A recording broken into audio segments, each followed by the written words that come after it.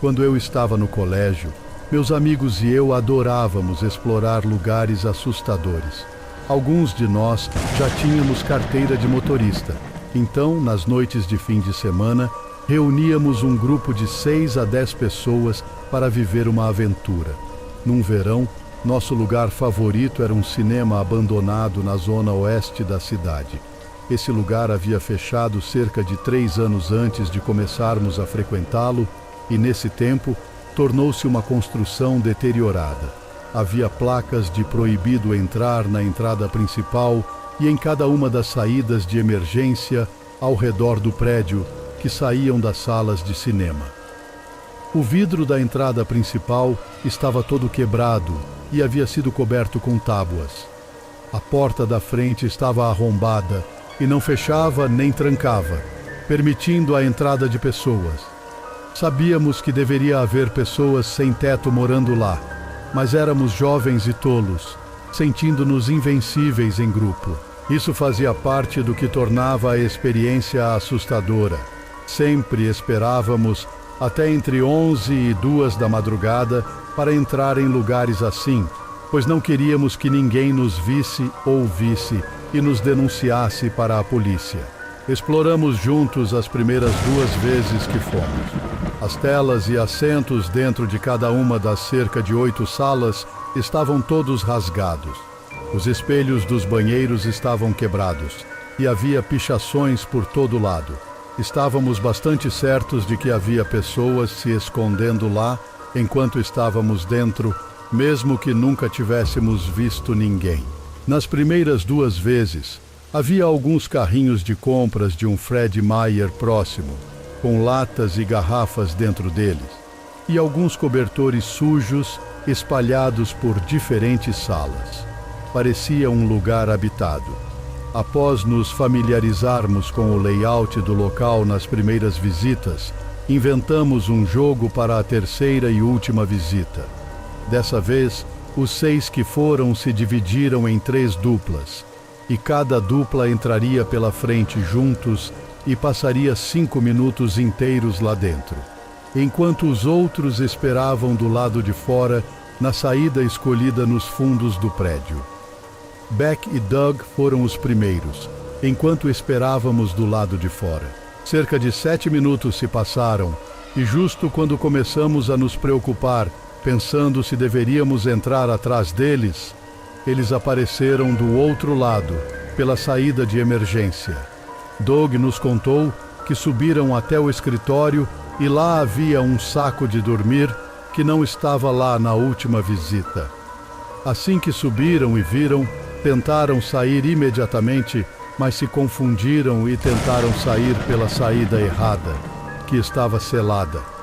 Ficaram paranoicos pensando que estavam sendo seguidos, então apenas ficaram lá observando o caminho pelo qual entraram na sala de cinema por 1 minuto, certificando-se de que não ouviam nenhum barulho antes de finalmente reunirem coragem para correr pela saída correta do outro lado do corredor.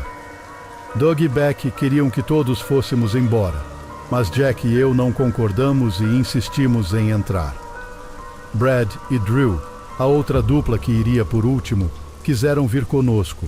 Então os 4 entraram, enquanto Beck e Doug esperavam pela saída.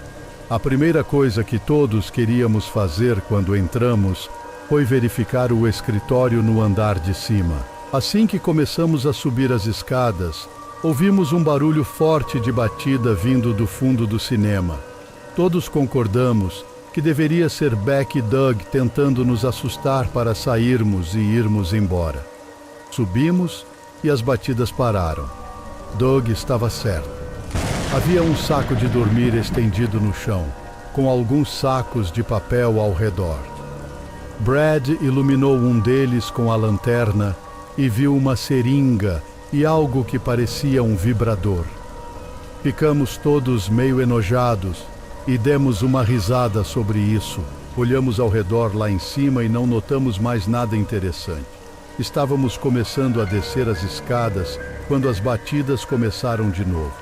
Decidimos provavelmente fazer nosso caminho até a saída, esperando não ter sido pegos invadindo o local pela polícia. Saímos pela saída e imediatamente Doug e Beck começaram a falar ao mesmo tempo para nos contar que cerca de 1 minuto depois de entrarmos no cinema, um homem alto, com aparência de sem-teto e cabelos gordurosos, passou por eles indo em direção à entrada. Vic o cumprimentou quando ele passou. O homem parou, avançou alguns centímetros em sua direção antes de parar. Um lado do seu rosto era muito enrugado. Beck acha que talvez ele tenha sido vítima de queimaduras ou algo assim. O homem o encarou por 1 segundo e, sem dizer nada, virou e caminhou para o canto de onde havíamos entrado. Eles começaram a bater na porta logo depois que ele saiu de vista, tentando nos avisar que havia um cara assustador lá dentro conosco. Estivemos lá por cerca de 5 minutos com esse sujeito e nunca o vimos. Ele deve ter nos ouvido e se escondido em algum lugar. Começamos a caminhar de volta para nosso carro no estacionamento do Fred Meyer, a cerca de 100 metros do teatro, quando um carro entrou no estacionamento e nos iluminou com os faróis antes de piscar as luzes vermelhas e azuis. O policial nos fez sentar na frente do holofote do carro dele e perguntou o que estávamos fazendo. Contamos que íamos entrar no cinema, mas um cara alto e assustador entrou e nós amarelamos. Ele nos disse que era muito perigoso entrar em lugares assim, pois já houve violência no prédio antes, e seria uma pena se nos machucássemos fazendo algo estúpido. Ele nos deixou ir, e enquanto saíamos, vimos ele iluminando a entrada principal com uma lanterna. Seguimos o conselho do simpático policial e nunca mais entramos em lugares assim. Nunca descobri sobre que violência ele estava falando. Pode ter sido apenas uma tática para nos assustar e evitar que voltássemos. Depois disso, nos limitamos a cemitérios e túmulos.